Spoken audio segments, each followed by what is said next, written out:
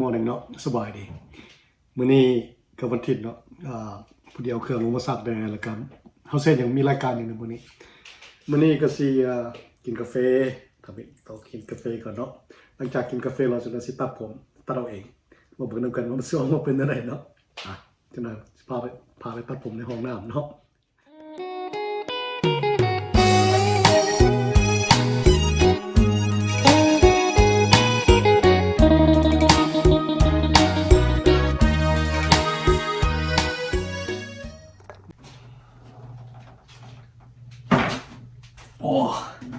เดี๋ยวตั้งแหวนก่อนเนาะเพราะว่าต้องการแหวนทั้งหลังเลยเขาต้องตั้งแหวนตัวหนึ่งเนาะตัวนี้เอาไว้ทั้งหลังเบิ่งทั้งหลังของบนทั้งหน้าก็ได้เนาะแล้วก็ทั้งข้างเขามีแหวนใหญ่ละใช่เป็นใหญ่เท่านี้ใช่อันนี้จะเห็นเงาเองไปเพราะว่ามันเป็นแหวนเนาะเอามาเบิ่งอุปกรณ์ว่าเขาจะใส่แบบใดอันนี้เป็นอุปกรณ์สำคัญคลิปเปิดตัวนี้แล้วก็อะไรดีบ่ได้เดี๋ยวมิดแซมครับแล้วก็คลิปตีตัวการ์ดมันนี่เขาเนาะเราต้องได้ใส่อันนี้เพราะว่าเขาตัดผู้เดียวเพราะว่าเขาตัดให้ผู้อื่นมันโอเคอยู่พอเขาได้เห็นดี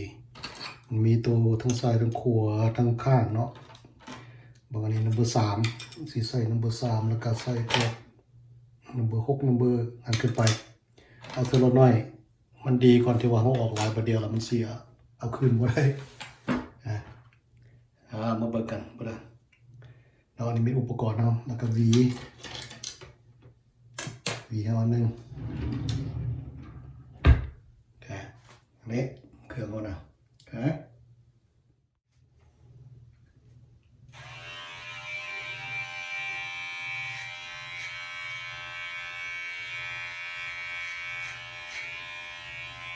ค่อยๆให้เพราะว่า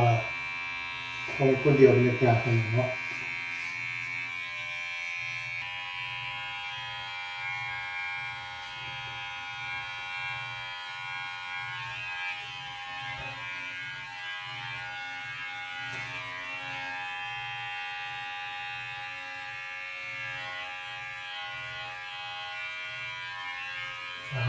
กดใจมันนะ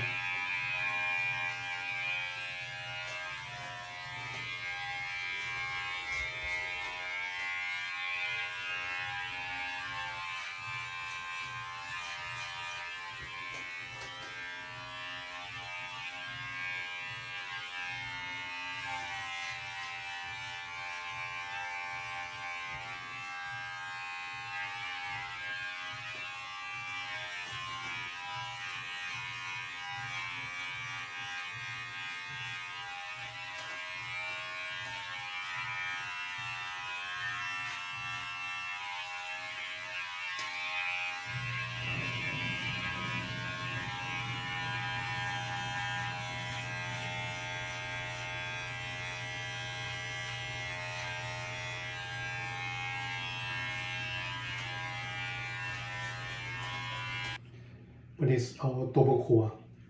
อันนี้เฉพาะใช้ทั้งข้างเนาะทั้งข้างบนขัวเนี่ย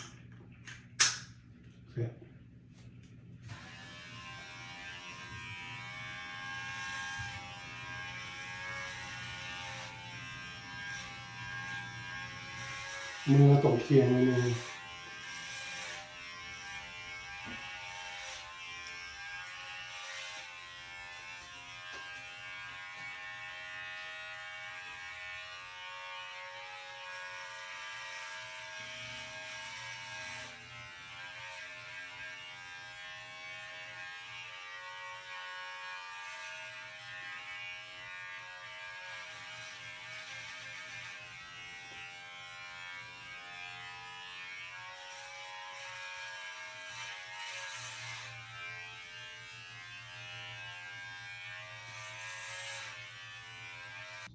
ตัวนี้ตัวทางซ้าย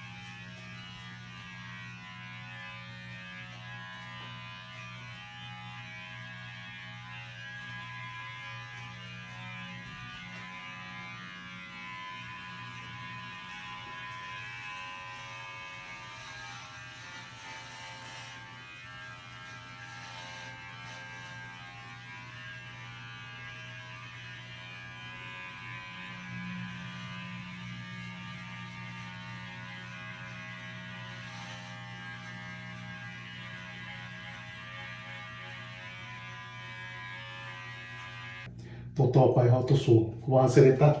ทั้งเทิงหลังนี้ทั้งหลังนี้โอเคสุกใส่ดีๆมีแรงขึ้นอยู่นะ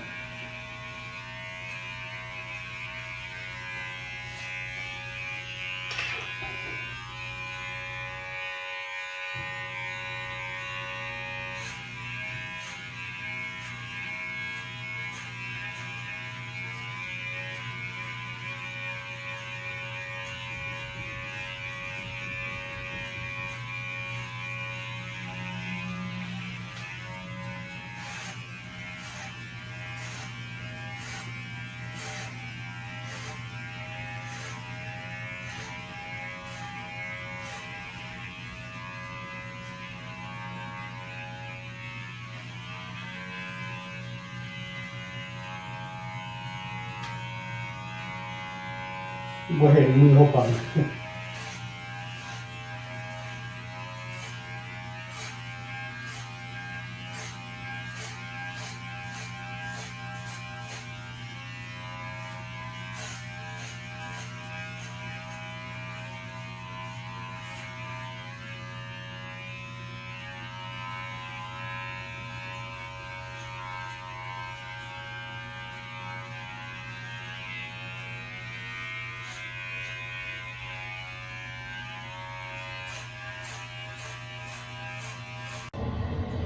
เรียบร้อยแล้ว